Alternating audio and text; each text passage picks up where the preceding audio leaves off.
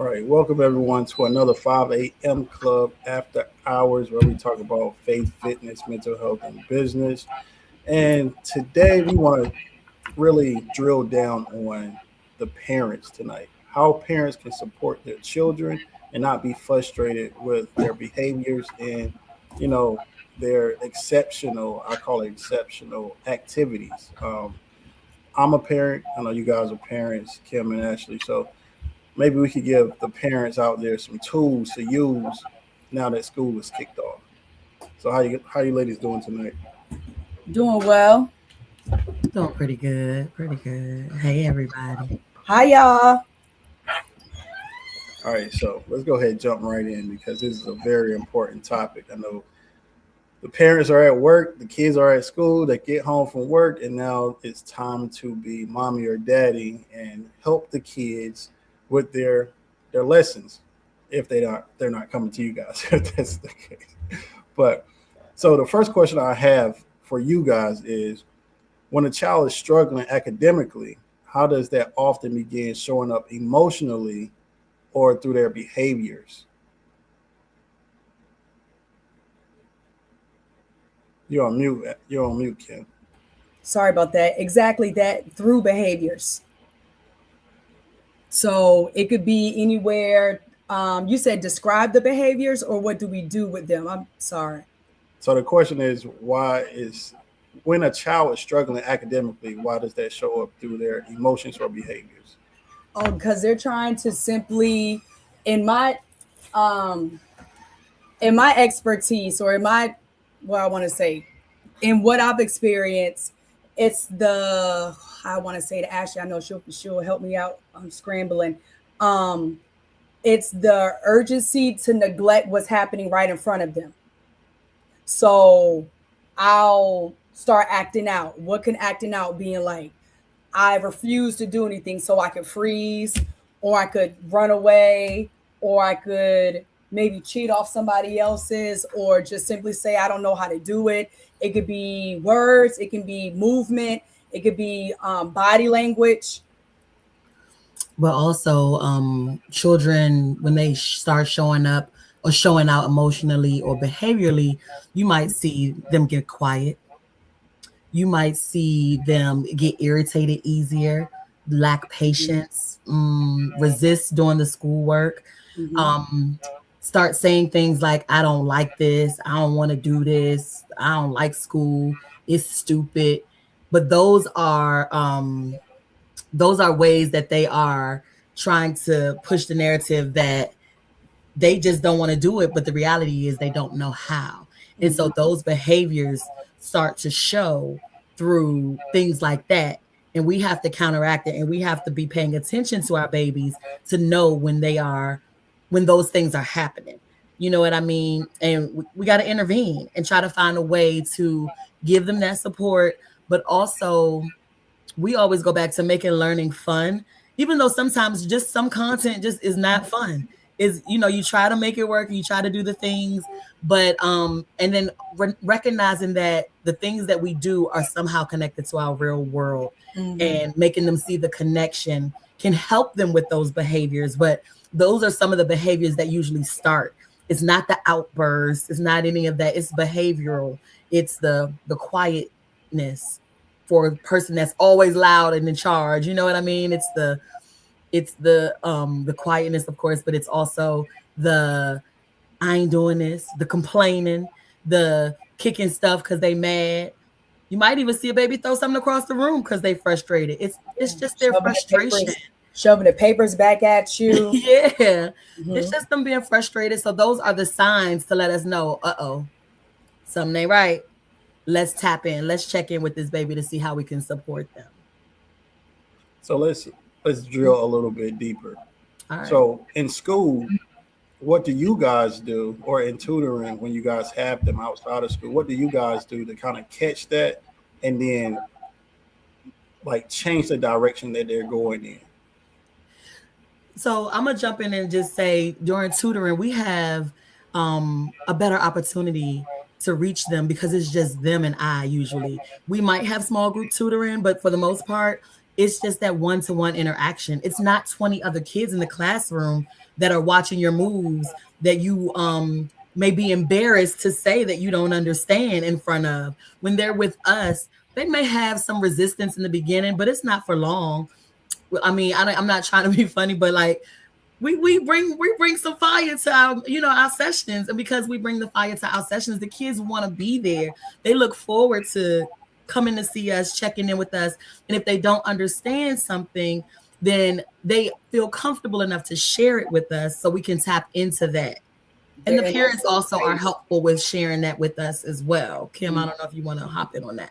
No, I feel like you covered it all. Like Saga Prep is definitely their safe space, and in those spaces we see, just like Ashley said. So I don't really have to, because they know, one, they know that they're there for a reason to help the struggle. So that's half the battle anyway. I actually have somebody who's here, who's in front of me, who cares about me getting this. And I no longer have an audience. There's no audience with us. It's just us, your brain, and what you will do because you can do it. Yeah. And I think that's good that you guys do that inside of your tutoring program and are able to catch that and really motivate the children to be better, and you can focus in on that. But for parents that, on the days that you guys are not able to tutor them, what can they do when they see signs of that? Well, it's I'm glad you mentioned that because we did have a special client, a scholar, I should say, and there were some behavioral tendencies, and mom talked to us about it. Yeah. Mom did all took all the necessary precautions. She talked to the school, she got the services that were needed for her baby. And so we use this, what they do in public school, and we connected that to what we do in our private sector. So, I don't, well, you won't know the mom. I don't want to put her business out there, but that baby received an individualized education plan. And so she shared the accommodations that came with that plan, and we were able to use that. And a lot of those behaviors were for a lot of those accommodations addressed behavior. Yep. And so in our sessions, and it wasn't our sessions, but one of our tutors, we talked to her about it. We came up with ideas. We joined forces with mom to talk about some ways that what we can do in tutoring and what she can do at home and how it can connect to make sure that we are all doing our parts. Whenever there's a child that has an individualized education plan or 504 or anything like that, we take that seriously. And it's not just in a school setting. I tell anybody, if you're touching my child as an adult, then you need to know what's going on with my child, so that we can all be on the same page to help them grow and be successful. That's what it's there for. Yep. So when we got with mom, we made sure that we locked in and we came up with strategies and suggestions. She took some of them, she gave us some of hers. We just kept constantly trying to pivot and work through it as we were trying to figure out what was best for him. So I mean, that was an example, but for parents, we gonna meet you halfway. If you need something, we gonna meet you halfway. Every child is different. Every child has a different situation. So I can't tell you this is what we do for every child. It really depends on the situation and what that child comes to our table with. And we address it accordingly if we need to. And we're not closed minded to think like, okay, well, when they come to us on Tuesday, that they're not going, that's going to last for the entire week. No, if it Mhm. is in Ashley and I's space and our power to maybe talk on the phone with them real fast, to offset what they could be doing. If it could be maybe speaking to the parent to help them get through the homework, because they could be showing out during the homework piece. So yeah. Great. And I think that's another benefit of Saga Prep, right? A lot of tutors, especially if they're not teachers, they only feel like once that day is over, that's it. They're done with the child. And I also know from experience that some teachers just end the day. Like, I'm just trying to get through the day. And I think you guys, and I know you guys are different from that because you guys are very, very, very passionate about what you do and want to see every child succeed. So Yeah. that's good work, and I commend you guys because it's a lot, and teachers don't get paid enough for things that you guys do. Facts. Facts. Hence Saga Prep. So the next question I have is, what are some behaviors parents may interpret as laziness, attitude, or not caring that could actually be frustration, embarrassment, or overwhelmment from the child being overwhelmed. The first one that I think of is avoidance. All right, come on, it's time to read. Let's go ahead Yeah. and come on, go ahead and go grab that book. Okay, now I think it's time for me to go take a shower, or I got to go plug up my iPad, or I'm thirsty, or I got to go to the bathroom. So avoidance will probably be the main one, especially what I might see in my house. But we're not talking about my kids. Yeah, I would say the same thing. Is it parents need to ask themselves, is it the skill or the will? You know what I Ooh, mean? Is it my child doesn't have the skill to do this, or they just don't feel like doing it, right? And mhm. so once they decipher which one it is, then we can try to get to the root of the problem by asking our babies questions, talking to them, tapping in with them, sitting with them, and just watching them do the work. They're going to see those behaviors. I don't want to do this, it's stupid. But the reality is it's a struggle. Something's going on where they don't understand and they don't feel comfortable enough to just say, I don't understand. Because I have mom over here that just called me lazy, and I ain't lazy, mommy. I really don't get it, but I don't want to tell you that because then you're gonna think I'm lying. You know what I mean? So we gotta listen to our kids, really listen. I'm guilty of it too. My daughter always got something going on, and I'm like, girl, what now? But I do try to decipher between when it's really a situation or when she just trying to play me, And so parents, we just got to do the same thing and ask them, well, what feels hard about it? Show me what you're thinking. Show me where you stuck. Mhm. Let me Show me see what what you you do do know. know. That Yeah, let me see what you do know. Do you want me to email your teacher so that I can get some guidance too? Like just asking those questions to make them feel comfortable with telling you what's really going on in their world. I think that's important for parents to understand. But the first question is it the skill or the will? Let me dig in. now I'm about to go down somewhere. You know, I have my heart sharp lefts because some of the frustration is actually coming from how things are taught at school. And so us and our, those of us who are 80s and 90s babies, we were taught long division one way. We will learn to rote memorize our multiplication facts. And so there's different strategies now. And so sometimes the parents may not know how to even deliver where the child is already frustrated because they don't know how to do it. The parents are now also frustrated because either they don't know how to do it or they don't agree with the way that it's being taught. But that's something else. But I just wanted to say that to just bring that up because the Yeah. frustration could also be with, well, you're my mom, like you're my dad, you should know how to do this. Yeah, That's what it I'm is. gonna chime in a little bit on that because I'm gonna say something that's very simple, but it is true, right?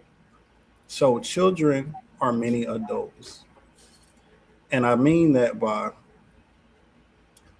your child is going to react to things similar to the way you do, and you have to understand that they have to learn behaviors from somewhere. I truly believe that if you have to really go back to where you used to be as a child and not where you are now as an adult to help children. And I think you guys understand that by asking questions. And like when I'm in the business that I'm in and I'm asking questions, I'm always open to learning because we don't know everything. And like Kim said, there are different ways of learning and being and teaching and different methods now than the 80s and 90s babies that we just had different ways of very like quick memorizing and critical thinking because we didn't have access to all these different tools and the speed of the things that they're digesting as kids now. It makes it easy, but it also makes it hard at the same time. So you guys hit it right on the net on the head. But I did want to say that. What are you guys thinking about that? I don't want to take it away, but they just came to me. It's I want to say really is the way of the world. Ashley's a coach in math, and so all of the things that they're doing, that the ways that math is being taught now, like she knows it like the back of her hand. She could give you the rhyme and the reason behind it. Me, I'm like, no, I just need to know that 3 times 4 is 12, and 4 times 3 is 12, and 12 divided by 4 is 3. But she really digs deep, and I get that. I get that part of it, just knowing like why this is important. How does it relate to real life scenarios? But in hindsight, when we at Walmart, we're not drawing out 12 circles and dividing it up by. So it's like it that's when it becomes case by case basis. But we are in the grocery stores doing mental math, estimating how much we have, working on our budget, making sure that the amount that I say I have is the amount that I'm gonna get in this store. Like we are using those real world, we're in the real world using those mathematical things that we use in the classroom. And we're trying to get the kids to understand how to reason, how to communicate their math thoughts. And even when you guys say, Ashley knows how to, or you got the kids are doing this new math and all of this stuff, it's really breaking it down conceptually so that the kids have a clear understanding. They had us thinking, this is the way you do it, this is it, get it done, follow my steps, follow this procedural, these procedures, and you'll be done with it. I never knew until we got into this field the reason why we divided. And when I saw how, I was like, whoa, you know what I mean? So imagine a kid that's 8 or 9 years old learning how to divide and seeing that, understanding I'm taking these apples and I'm giving you one, you one, you one, and I'm just going to keep on going until we all have equal groups and making it make sense. That's what's happening now. And then when I get into the real world, now I'm at a party and I got 18 kids coming and I have to divide this cake, or I have to divide this box of cookies up. It's easy. It's easy because we've been practicing it in school. And I'm sorry, that might not have been your question. But when Kim started talking about the grocery store and all of the things, and how I had to chime in a little bit. So I apologize. I know I went left field just now. But I need you guys to understand that, and parents to understand that we can find math just like we can find reading in everything we do. And when your child is feeling like they just can't, you reel them in to show them all the ways that they can. Yeah, All you right. didn't go left. It Okay. was it was My right bad. on course, right on course. Sis said that in one breath. I'm just saying, like we do this every day. I'm at the grocery store, or I'm at Red Lobster, or wherever I'm at, and my husband's like, the bill is this, and I'm like, 20% of that, this is the tip they get, easy peasy, because I have been able to process how to do it mentally. You know what I mean? All of those things are coming back to me. That was 6th, 7th grade when we was doing that. So I try to connect it to Do, every day. do they still have like the fake money? I know when I was in school, they had like the Yeah, I got it little. right there. And do. And We sure do have fake money, and we take that money and we show them how 10 dimes equal $1, Yep. $10 equal a $10 bill, 10 Yep. $10 bills equal 100. Now let's go to the base 10 system, right? Showing them how we can do it real, in the real world, using what everybody loves, that moolah. They're gonna learn that way. A game that everyone hates. Well, my family, my household hates playing with me is Monopoly. Monopoly. Monopoly. They're like, I'm not It's so playing no long. Monopoly with you. But it's fun to me because that really teaches you how the world works. It Yes. really teaches you how the world works. From going to jail to getting out to losing all your money to like Mortgage, rent, yeah, everything. taxes. Yes. I saw a post on social media that talked about how Monopoly shows you how how we were African Americans had an injustice. Every time we land on something, we got to pay rent. Every time every time you hit a corner or snag, bam, you end up in jail. Like it was just, and it was, yeah, I was like, whoa, whoa, but it was Whoa. great. I'm gonna see if I can find it and send it to y'all because it was pretty Yes. cool. You would never send that to me. You know I'll be on my Black History. So another question I have, this is going to lead to this. Well, we're leading up to this is why do children say things like "I'm dumb," "I hate school," or "I can't do this" after struggling for a while? You want to They've know the heard it. real? I What you mean, say, Kim? I said they've heard it. Um, they're internalizing their own thoughts out loud. Someone has made them feel that way. Mm. Okay, pass it to Ashley. So the question I have though is, do you think it's the task that they are saying that I can't do, that I hate, or do you think it's a reflection of how they feel about themselves because they don't understand the task? You know what I mean? Like kids, mm, kids that I can't. It's they sometimes start to believe that because I can't, I'm not good enough, or I don't have what it takes to be successful. They start, you know how you are, you keep embedding it and you keep saying it, you start to believe it. So we need to make them understand too that it's not the who you are, you can. It's the task that seems difficult. And if we start to break the task down in manageable parts and pieces and explain to them what we're working through, show them, give them manipulatives, work through it with them, I think that can't can turn around. But that it can't, we don't want that I can't to be about who they are. And I think that's what a lot of the kids do. They start to say I can't so much that they really believe it. And we don't want that to be a self-reflection of them. So we got to try to turn that around a little bit. You know, the reason they do it is because they, like Kim, all the reasons that Kim listed. So our job is to figure out how we can help make that task easier for you instead of it being almost like a reflection of who you are. Because I hate school, I can't do this, I don't want to do this. That's all like you're trying to, it's avoidance. You're trying to avoid it because you don't know how to do it. You think that you can't do it. You think you're not good enough to do it. I get this a lot with my baby girl. She's like, I don't get it. I don't want to do it. She really just doesn't want to do it because she doesn't understand it. And so I have to break it down sometimes for her. And she doesn't always receive me because I'm the mama. So guess what? S.A.G.A prep, here she come. Somebody help her out. Kim, you got it? Okay. Kim is going to help break it down for her. And she enjoys that because it's a different perspective. It's a different person. And they're delivering it in an entirely different way for her. So yeah, I don't know why children do it. I don't like it, but I really want them to, I want us to try to change that for them so that they know it's really just the task you don't like. You know, it's something that we have to try to work through. And I want you to understand that you can do it.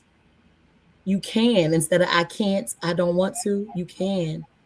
And you'll enjoy it once you start to really see that you could do it, you know? So I don't know. I say all that to say I don't know. I know. I have a personal motto where it's like I can do hard things or I can do all things, but the can stands for challenges are necessary. So the C, challenges, A, are, and necessary. And I started taking a different approach to that when it came to me in a personal space. And I said that could be used basically anywhere because this challenges, no matter what it is, it's necessary for you. You're supposed to go through it. Your challenge might not look like my challenge, might not look like Ashley's challenge, but I'm supposed to go through this. Ashley's challenge might not be yours, Mr. Holiday, but you're supposed to go through this. There's a lesson that should be learned through this. But also when we were talking about like with the kids and the avoidance and all of the things. Also wonder, we didn't hone in a lot on the teachers, and I don't really want to say teachers, I want to say maybe adults, right? Because if you steady say you can't, you can't, you can't, you can't, sooner or later, whatever a guardian or adult that you're working with, they'll give up too. Say, all right, fine, then don't. So then that can't becomes a don't because you don't want to deal with their behavior. You don't want to deal with their nagging. You don't want to deal with their whining. So what do? Not do it at all. You don't even press the issue. And I have been in spaces before and in schools where teachers are like, well, especially like when we get out back to school list and teachers like, yeah, well, yeah, this about Ashley and da da da da. And don't give them a book because they go off. I like those kind. I like because everybody comes with a blank. Everybody comes with a blank canvas when you come to me. So don't tell me what they can't do. Don't tell me what they didn't do because that was for you. Did you develop that relationship? Did you get them? Did you meet them where they were? Did you break it down into real life terms? Did you break it down into the simplest way possible for them so that way they can get to understand it? Did you share with them any struggles that you may have had with that certain concept? Make the connections. Yep. Sometimes it just helps build relationships, make connections, so they can start to see things differently. Yep. Yeah, and that's it's see I don't work with kids. Most I do with kids is put them to sleep, give them a bath, feed them, do some sporting activities with them, like because I have boys, right? But everything that I'm hearing you guys say is so transferable to adults because I work with adults more than I work with kids, right? Because that's my job. And the things that you're seeing and the approaches that you guys take towards kids is the same approach and methods that successful CEOs take to running well established companies, right? So you have to always treat people the same way, no matter how old they are, and always get down to that level. Because think about it: if someone was coming to work for you, you guys are co-owners, and you reach back for a reference, and they said, "I wouldn't do this because they did." Well, that was for you. They might be better for me. I need to talk to the person to understand who they are because we bring out the best in people, or we bring Mhm. out the worst in people. So the kids are the same way. Kids connect to you guys. You bring the best out of them.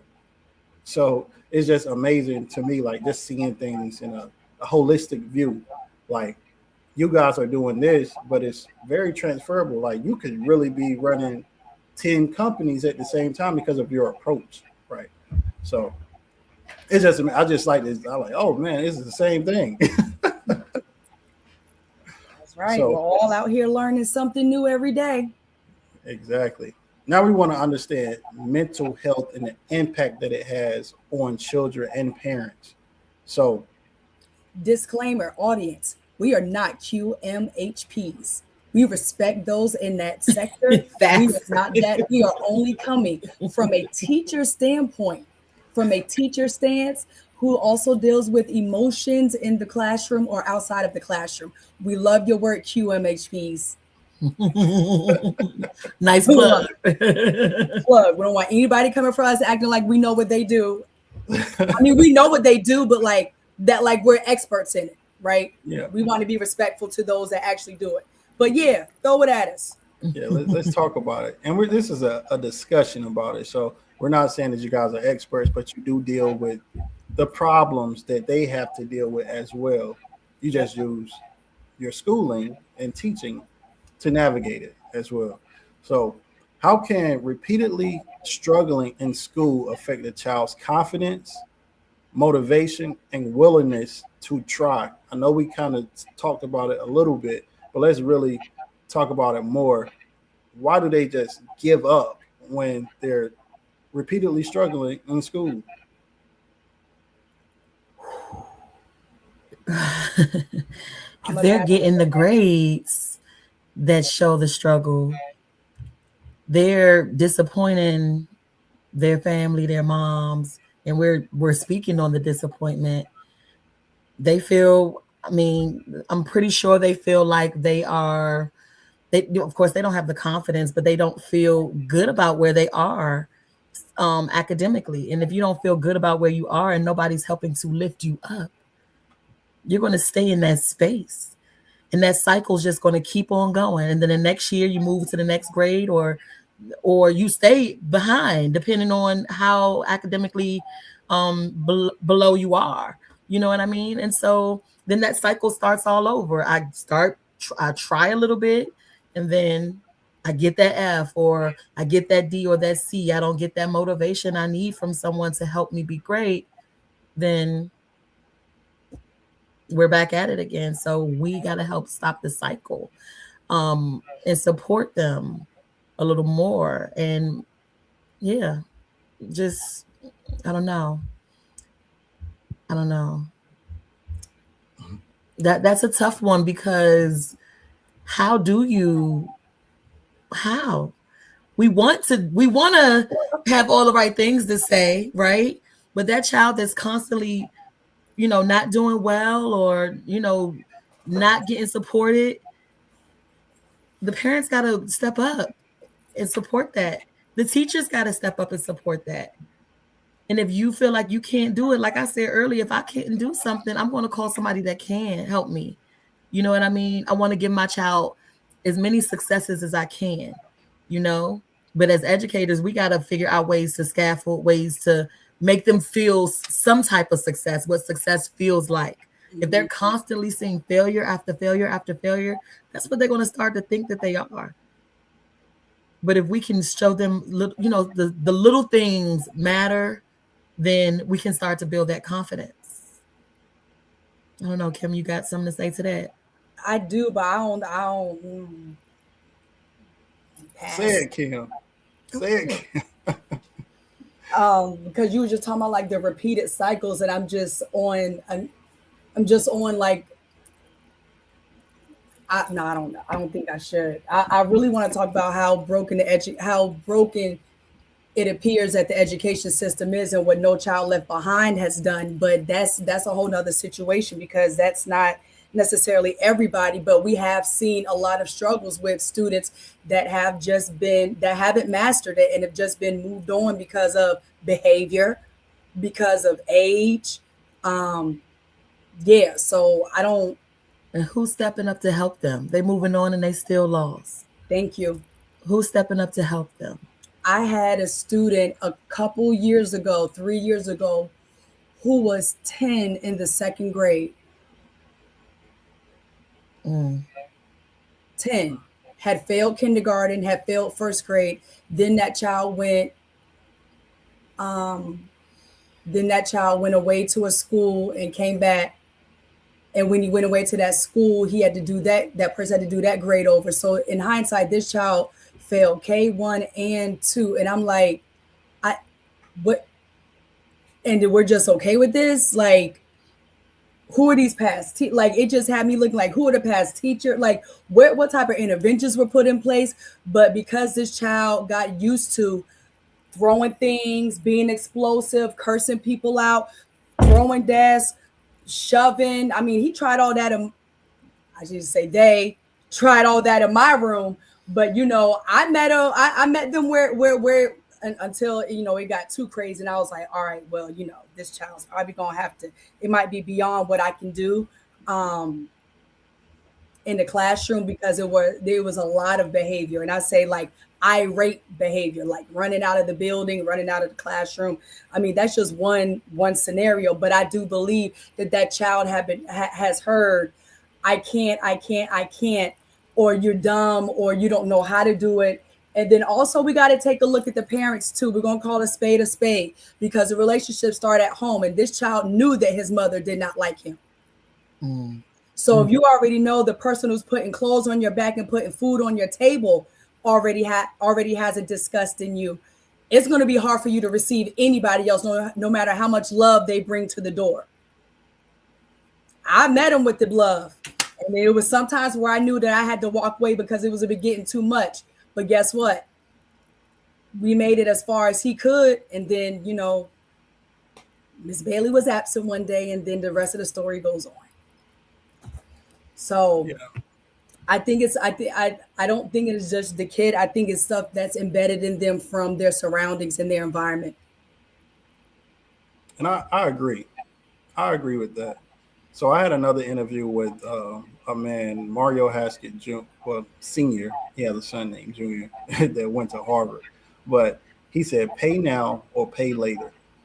And what he meant by that was you're either going to pay attention to your children or you're going to pay for what they need as far as, tutoring or clubs or help that they need, or you're going to pay for it later through drugs, through prison, through lawyer Jail. fees, or even, he didn't say this, but I'm going to say it, or even burying your child because you didn't spend that time with them and pay attention to the needs that they need. So, Kim, I agree with you. It starts at home. So if someone doesn't like me at home, why would I care if anybody else likes me out in the world? Yeah. So Mm-hmm. good point. Good point, ladies. Let's get to the next question because we can talk about this for a long time.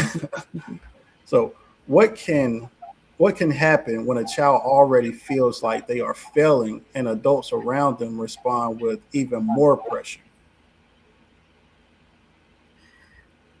You said, what That's, can a child do? What can happen? Oh, oh, oh. of course, the shutdown.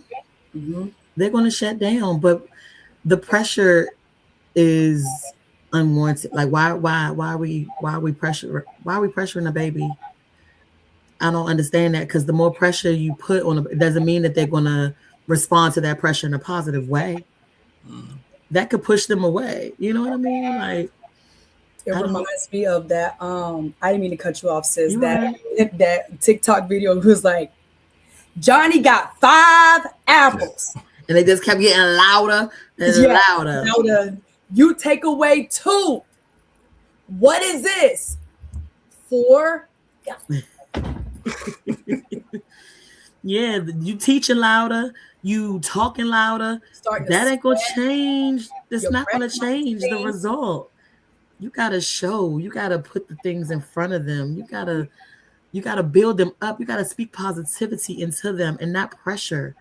That pressuring a baby is not positive. That's not gonna get you the results you want. That's gonna get you frustrated, the child frustrated, everybody now frustrated. Now what we gonna do? and You know? you think because you're dishing it and you're an adult that they can take it. No, they're still sponges. They're cognitive and all of those things are still being developed. Even though we say like from 0 to 5, that's what. No, at 8 you can have your you can have yourself crushed down. At 12 you can have yourself crushed down. So it's not just a matter of building it up until they're like 5 years old. You got to continue to build them. I'm 44 years old. If I'm broken in a space, my mom, I know exactly who to call. My mom can bring me right back. Oh, you old girl. I'm 11 days older than you. So, why do you think parents do that though? We're all parents on this call, right? Frustration. Mhm. So, They don't know how to deliver. They are afraid to even ask for help to be able to deliver. And that's one thing that we do like about, I mean, that we offer in Saga Prep. We want you to bring your child here to us and trust that we got it. But if there's something that you need to know as a parent in order to keep that learning going on at home, yeah, you're We're allowed. gonna You can give it sit to in our you. sessions. You can Yes. sit right in there. We might even shoot a video right after the session to show you how to do it, so that way you can always press play. So parents have to have that, not ego, not confidence. What's the word I'm looking for? They just need to be openness. open. Yeah. What they said, y'all. What they said. You got to realize that you might have an issue before that, but in order to help them, right? Like I knew when my son started doing algebra and geometry and all of that when numbers and letters mix. Now we've talked about what we can't do, and we've said no, but you can't. Well, Can. I sought Saga Prep as well. I'm not saying what I can't do because I could have sat down and really learned it off of YouTube. No, I'm going to go right where the skills lie. Miss Ashley, thank you. Gio's your new client. And she did all what she needed to do to get it. I mean, so that way he got it and he enjoyed her and he waited. I mean, like he was looking forward to Sundays. And then when we had to switch over to another tutor because Ashley stopped tutoring, that love, that ethic of caring was still there. So you gotta reach out. And I knew I didn't have a way to help him. And yeah, so that wasn't me being like, no, that was me being humble and finding out what I needed to do in order to help my child. I'm not about to sit here and let you struggle. And I love those parents that call us and they're like, listen, my baby doing this. I don't know what it is. Can you help me? And we go through it and we talk to them about it. Like I they're the assign, students. yes, I assign homework for the baby. And then I'm talking to the parent about how to do it. I'll even do a tutorial and show them and give them like an answer key and how to get to the answer. I like that because they're not what's the word I'm looking for? They're not ashamed of Right. what they don't know.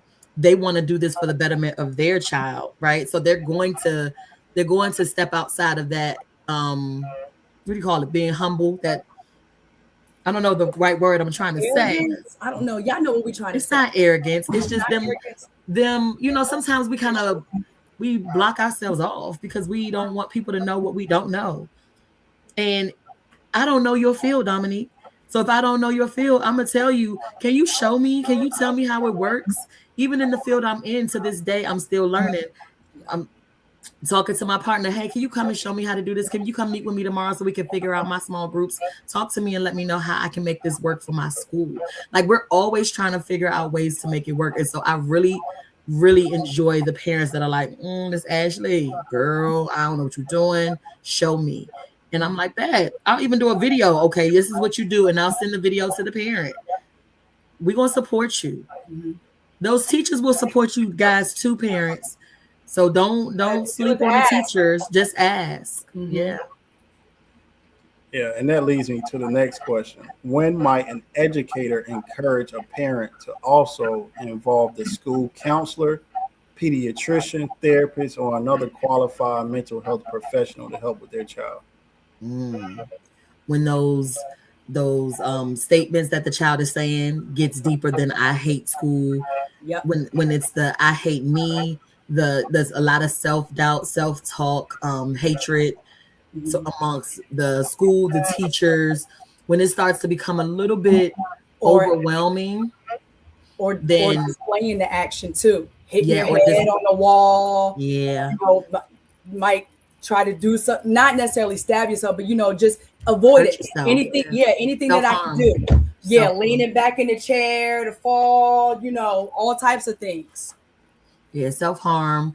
But also when you're starting to see, like if your child might be having processing issues, or if they can't, you give them directives and they can only follow one out of the three directives. Mm-hmm. um, there are several different ways to kind of see that something's going on with your child. The biggest thing with the Black community is that we shy away from that. Oh, ain't nothing wrong with him, he just don't want to. Oh, ain't nothing wrong with them, they just don't know how. No, no. Just like therapy, you know how it's like a stigma against our culture that therapy is not a good thing. I'm glad that it's shifting. It's definitely shifting, but it's the same thing with getting services that are needed. If you getting the counselor involved, if you getting the ICC, Pediatrician. who is the instructional compliance coordinator, you getting the teachers involved, the pediatrician, more is going on. And for you to recognize that, that's a thumbs up to the parent for saying, I know something's wrong with my child and I just want them to be successful. So I'm going to go to all these routes to see how I can support my child. Yep. If you don't do it, they go under the radar, and they Mm-hmm. go under the radar so long that by the time they get to 10th grade, they like, school is not for me, and they dropping out. We don't want that. We And we don't want want that. good parents to get ahead of it before anybody else does. You don't want Exactly. anybody to tell you about your baby. You want to be able to say, oh, I know this about my baby. And I've also done this. And we're also in communication for this. And they also have an appointment for this. And I've already done these behavior strategies. But Kim, also though, when the teacher or somebody does tell you their observations, Yep. the denial piece has we got to stop being in denial. Like, we're not going to tell you anything to hurt or harm your child. That's We're right. not going to ever do that. But the denial is hurting and harming your child. Say that You know what I again. mean? Denying is hurting and harming your child. Mm-hmm. If you want to find alternative ways to support your child, do that. But just make sure that you're doing all you can for them instead of ignoring them. Because the problem's just going to continue to grow.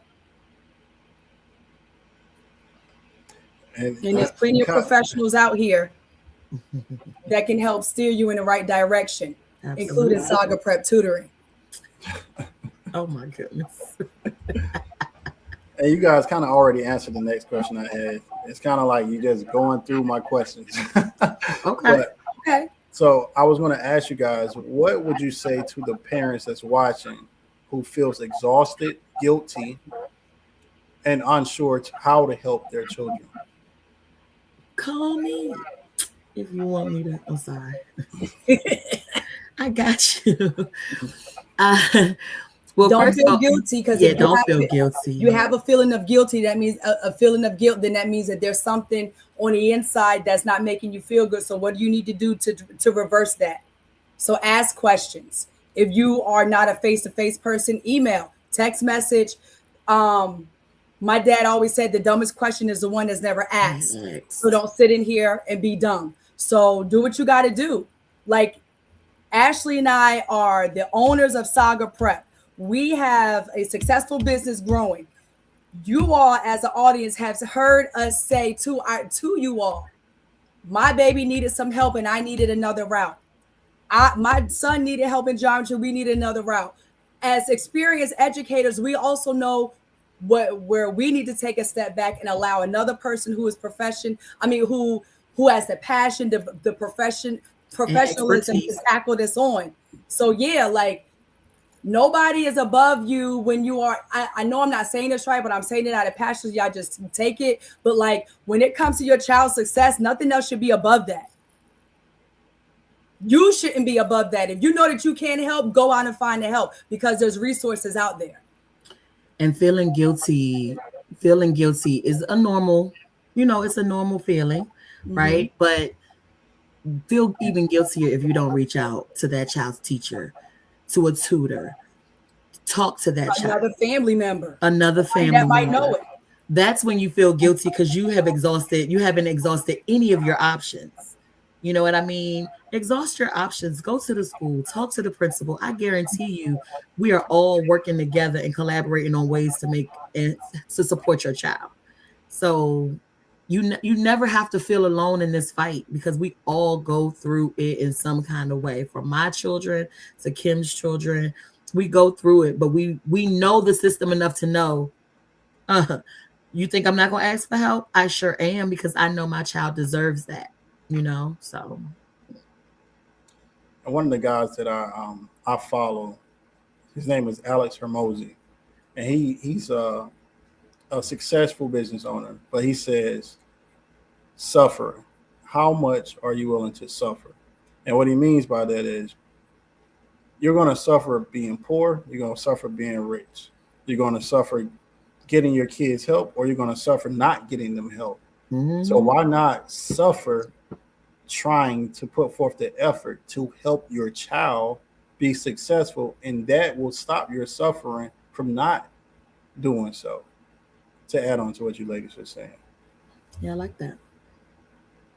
Yeah. so we're right at time. But is there anything that you ladies want to put out before we end the call tonight? I think I just want families to know that there is support out there. There there's so many people that you can reach out to. You have community centers, you have the school, you have tutoring companies. If it's not us, it's another one. You have options.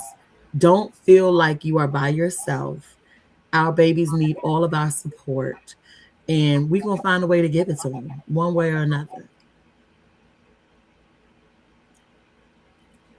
What she said. Of course, Exhaust your you gotta do the plug. Call us. options. Call me. Call us. After you exhausted all your options, call us. We here. All right. And I want to thank you ladies tonight for joining me in this conversation that was much needed. And Absolutely. I'll end on this note: pay now or pay later. Mm. Your Mm-mm. child, your child's success is determined and dependent on you as a parent. So pay now or pay later, but reach out to S.A.G.A Pro. And that's it for tonight. That's 5 a.m. Club After Hours, and we will be back in another 2 weeks. So be here, or what is it? Be here, be square. What Be is it? Be there or there or be be square. square. That part. Geometry. Later, guys. Good night.